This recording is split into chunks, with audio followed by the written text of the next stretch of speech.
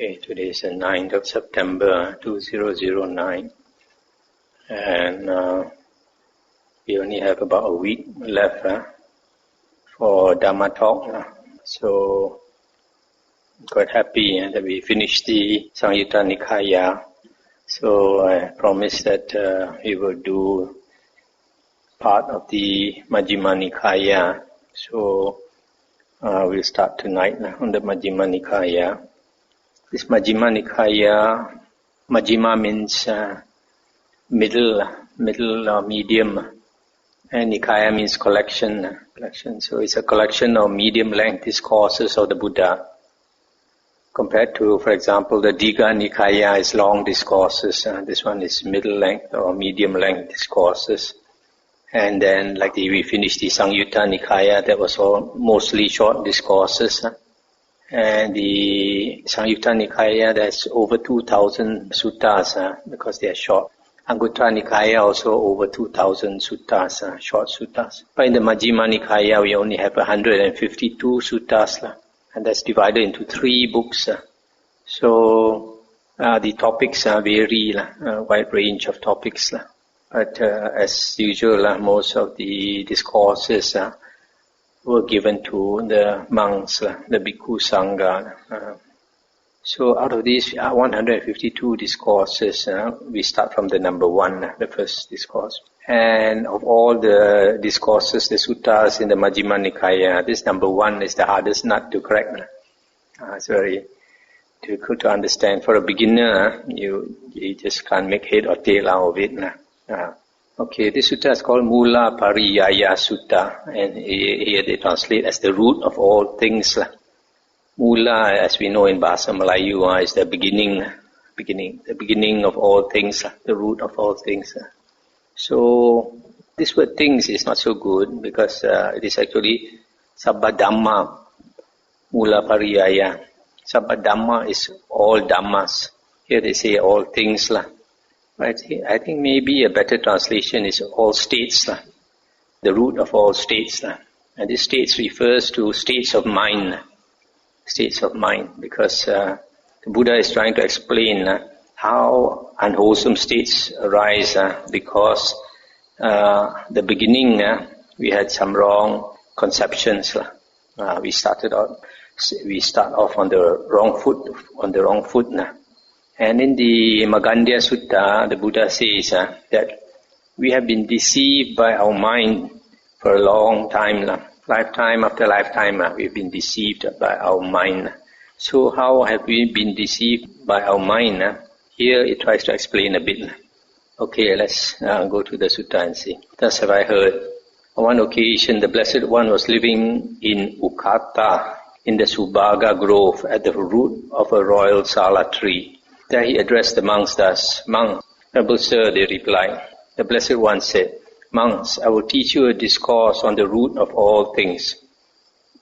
Listen and attend closely to what I shall say." "Yes, venerable sir," the monks replied.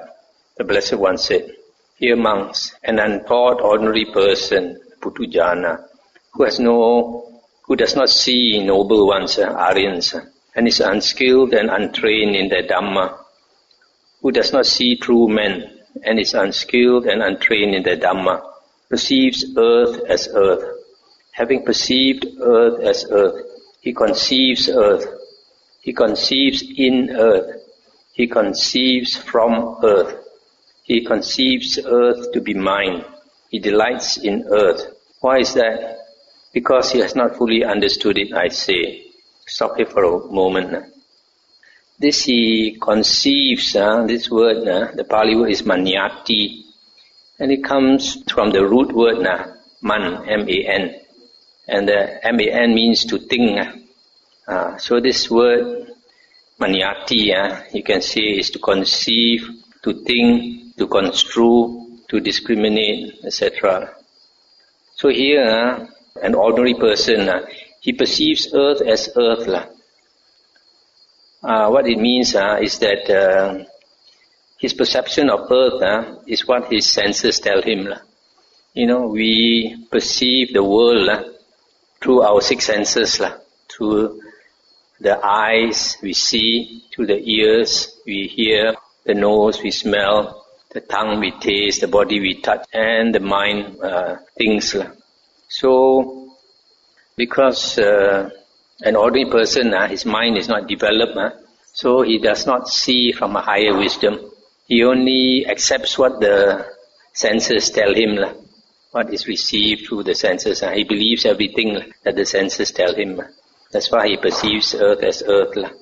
And then having perceived earth as earth, he conceives earth. That means he thinks about earth. And then he conceives in earth. He conceives from earth. This one I will explain a little bit later.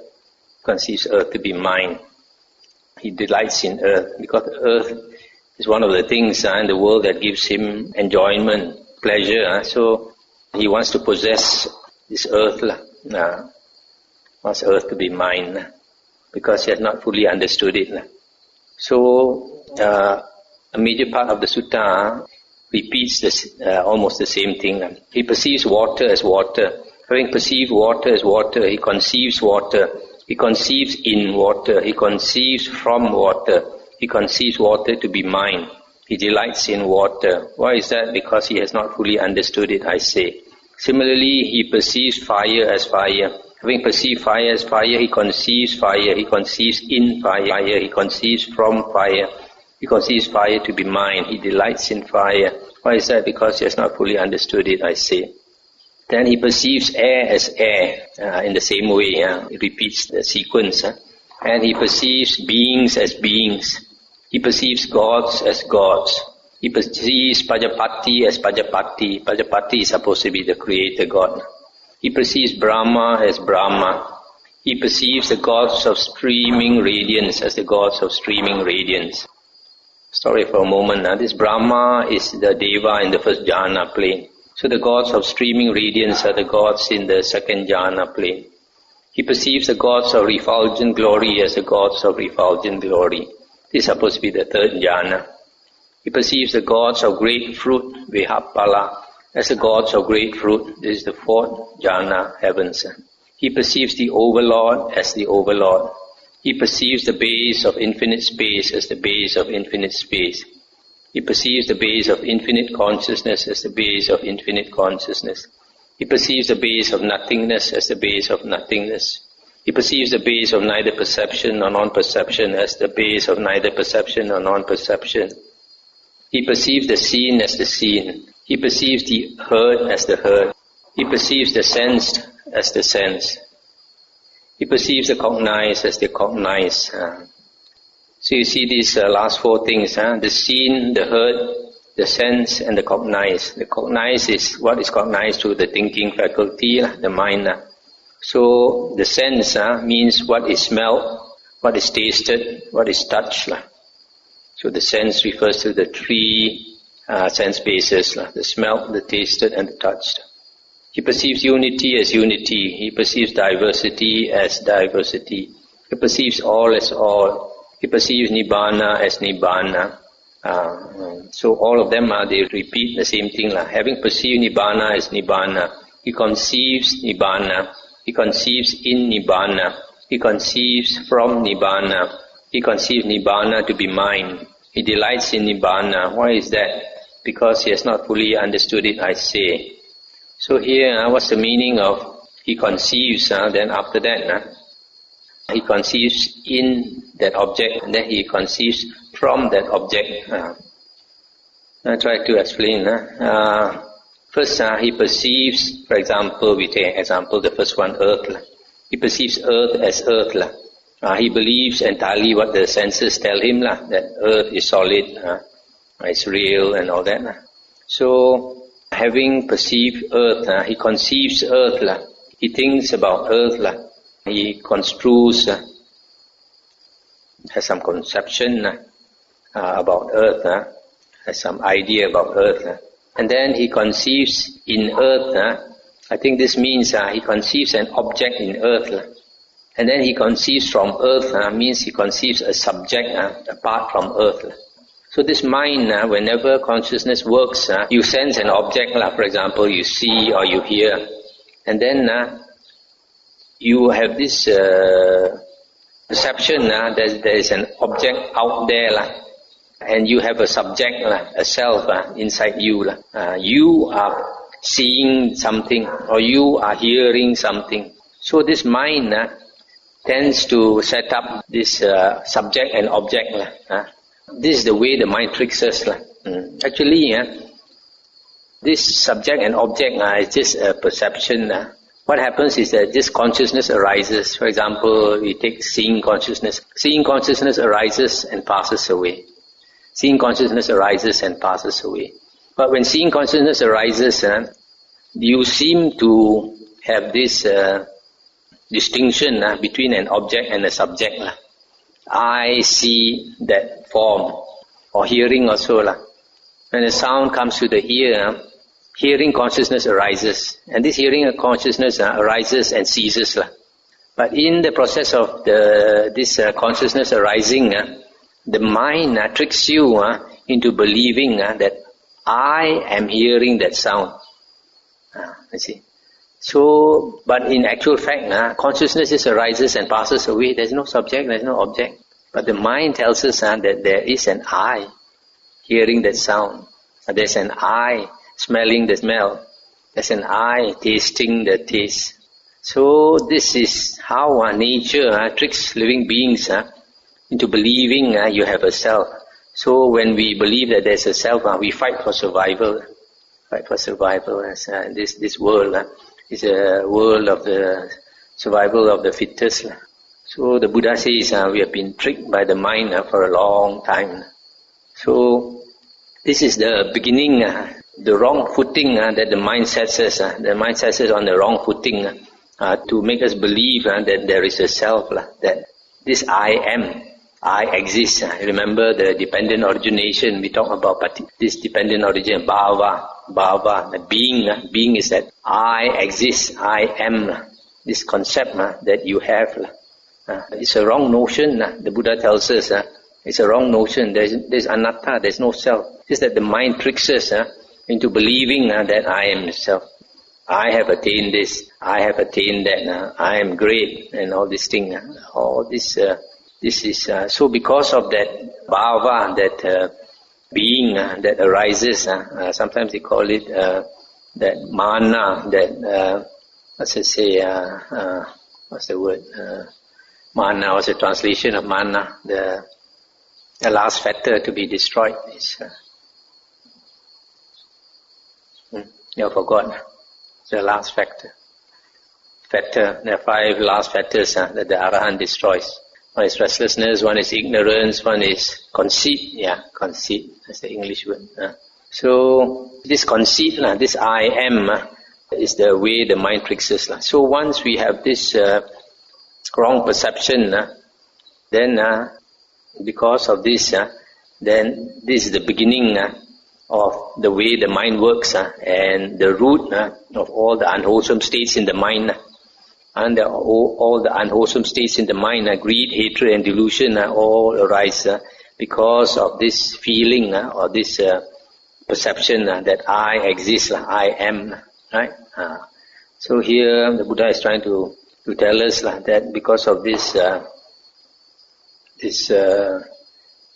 conception that there is an object out there and there is a subject inside here that we delight, we delight, and then we want to possess whatever it is that gives us delight in the world. And so the Buddha says it is because we have not fully understood it. So for all the things in the world I mentioned here, the same thing happens. Once we go on the wrong footing, the first step is wrong, then all the rest is wrong. Unwholesome states arise because of that. That's why this sutta is called the root of all states. The root of all, the beginning of all states, of all mind states. Okay. Then the Buddha says, monks, a monk who is in higher training means a Seka, an Arya, whose mind has not reached the goal and who is still aspiring to the supreme security from bondage, directly knows earth as earth. Having directly known earth as earth, he should not conceive earth. He should not conceive in earth. He should not conceive from earth. He should not conceive earth to be mine. He should not delight in earth. Why is that? so that he may fully understand it, I say. Stop here for a moment. So here, an Arya, either first path attainer or first fruit, second path, second fruit, third path, third fruit, or fourth path attainer. These 7 types of Aryans is called one in training. So because he has heard the Dhamma from the Buddha and he has understood something, the Buddha says he knows earth as earth, he knows the real thing, but he has not fully understood it yet. So he's still in training. So he should not conceive earth. That means he should not think about earth. He should not have views about earth or things in the world. He should not think about things in the world. How do you stop thinking about things in the world? From attaining jhana, because the mind tends to proliferate. The mind tends to think a lot. Only when you attain one-pointedness of mind, when you attain jhana, the mind stops proliferating. It stops thinking so much. So the Buddha says he should not conceive earth. Then he should not conceive an object in earth.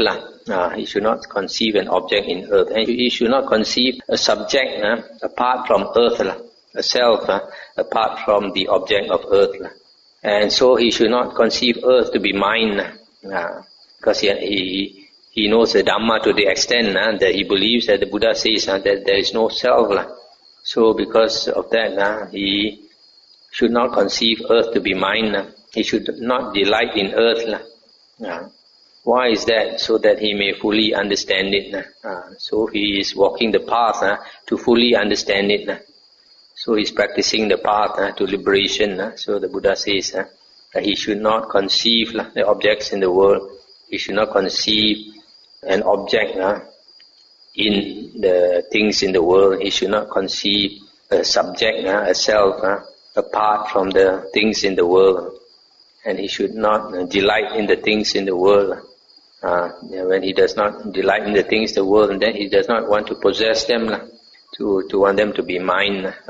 Similarly, he knows water as water, fire, etc.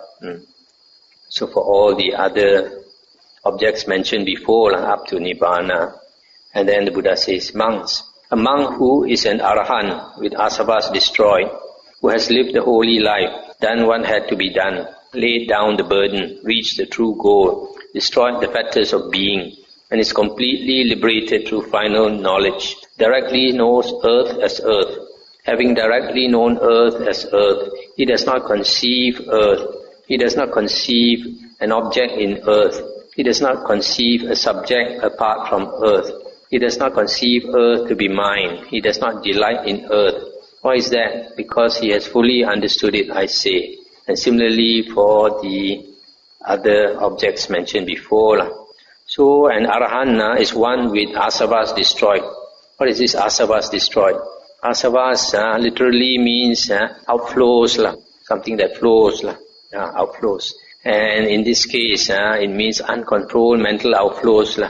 An ordinary person, a being who is not yet liberated from samsara, the mind tends to flow without control. And that is basically the flow of consciousness. And when consciousness flows without control, and the world arises, because the world is only exists inside consciousness. If there's no consciousness, there's no world. In other words, the world is, in a sense, a bit like a dream. So only when consciousness flows, that there is world. When there's no consciousness, there's no world. So an Arahant has destroyed the uncontrolled mental outflows, so that when he dies, the consciousness stops flowing, so that the samsara has stopped for him. So an Arahant is liberated, and he directly knows earth as earth. Having directly known earth as earth, he does not conceive earth. He does not conceive an object in earth. He does not conceive a subject apart from earth. He does not conceive earth to be mine. He does not delight in earth. And why? Because he has fully understood it. Similarly, monks. A monk who is an Arahant, completely liberated through final knowledge, directly knows earth as earth. Having directly known earth as earth, he does not conceive earth. He does not conceive an object in earth. He does not conceive a subject apart from earth. He does not conceive earth to be mine. He does not delight in earth. Why is that? Because he is free from lust through the destruction of lust. So this is another characteristic of Arahant, a liberated being. The first part there says he has fully understood, and Arahant has fully understood. Here it says Arahant is free from lust through the destruction of lust. Similarly, the next paragraph the Buddha says, a monk who is an Arahant, completely liberated, directly knows earth as earth, having directly known earth as earth. He does not conceive earth, he does not conceive an object in earth, he does not conceive a subject apart from earth. He does not conceive earth to be mine, he does not delight in earth. Why is that? Because he is free from hatred through the destruction of hatred. And the next part is almost the same. He's an Arahant, completely liberated, directly knows earth, etc. And he does not conceive earth to be mine, he does not delight in earth. Why is that? Because he is free from delusion through the destruction of delusion. And then the Buddha says, monks, the Tathagata, accomplished and fully enlightened, Sammasambuddha, directly knows earth as earth, having directly known earth as earth. He does not conceive earth, he does not conceive an object in earth. He does not conceive a subject apart from earth. He does not conceive earth to be mine. He does not delight in earth. Why is that? Because the Tathagata has fully understood it to the end, I say. So similarly for the other objects.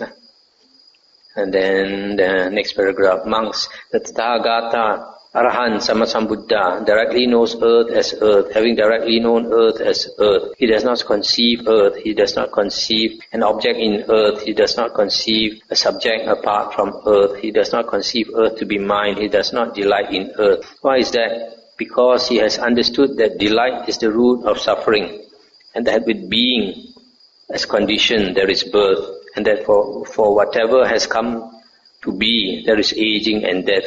Therefore, monks, through the complete destruction, fading away, cessation, giving up and relinquishing of cravings, the Tathagata has awakened to supreme enlightenment, I say. Similarly, he directly knows water as water, Nibbana as Nibbana, etc. What the Blessed One said. But those monks did not delight in the Blessed One's words. So, this last part, Buddha says, the Buddha has understood that delight is the root of suffering. If you want to enjoy life, that is the cause of suffering. And with being as condition, there is birth. This being is that conceit, I am. Once you have this perception that I am or I exist, then you will see yourself born in the world. And whatever has come to be, whatever has self, I am, there is aging and death, because this world is impermanent. When you see yourself in the world, then you see yourself aging, becoming sick and dying. So through the complete destruction, fading away, cessation, giving up and relinquishing of cravings, the Tathagata has awakened to supreme full enlightenment. So the only way to become enlightened is to give up all that craving, all the craving for all the enjoyable things in the world. And then the last sentence says that the monks did not delight in the Blessed One's words. This is one of the few suttas where the monks could not accept here, because well, definitely those monks are not Arahants and not even Aryans. So I guess it does not refer to all the monks. Probably some of the monks did not accept the words here, because the words here are very deep and profound. So some of them, when they listen to it, they cannot understand, firstly. Secondly, a lot of people they cannot give up the self. Cannot give up the self, because it is the self. With the self you want to enjoy. Without the self, there's no enjoyment. So that's the sutta.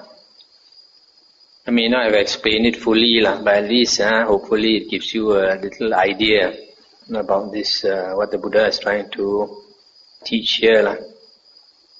in the initial stages, when I read through this sutta so many times, I couldn't understand it.